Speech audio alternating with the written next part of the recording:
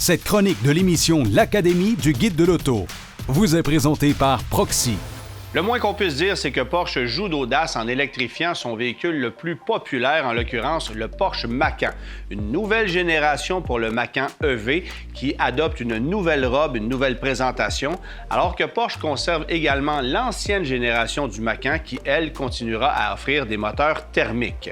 Le Macan EV partage sa plateforme avec l'Audi Q6, mais contrairement au Q6, on le propose en 4 déclinaisons, incluant un modèle propulsé, version de base, qui propose 506 km d'autonomie et qui boucle le 0-100 km/h en 5,7 secondes. Viennent ensuite les modèles à 4 roues motrices, le Macan 4 qui produit 402 chevaux pour une autonomie maximale à 495 km, alors que le Macan 4S, plus performant, produit pour sa part 509 chevaux, mais pour une autonomie réduite à 463 km. Puis au sommet de la gamme, on retrouve 7 versions turbo qui n'a évidemment pas de turbocompresseur, un modèle qui produit jusqu'à 630 chevaux de puissance et qui boucle le 0-100 km/h en 3,3 secondes.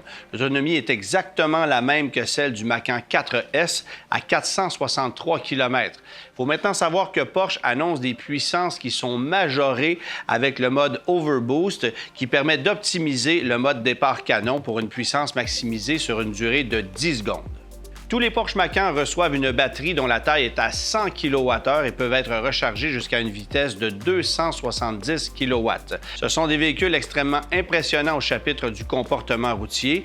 Ils peuvent être résolument sportifs, mais également très confortables puisqu'on propose ici différents modes de conduite. Le prix du Porsche Macan EV dépasse le seuil psychologique des 100 000 $. À 100 882 $, vous obtiendrez un modèle propulsé de base sans option et vous grimperez la facture à 140 862 $ pour une version turbo. Ça exclut évidemment toutes les options qu'on y ajouterait et la taxe de luxe qui est applicable évidemment sur tous les véhicules de plus de 100 000 $ au Canada. Cette chronique de l'émission L'Académie du guide de l'auto vous a été présentée par Proxy.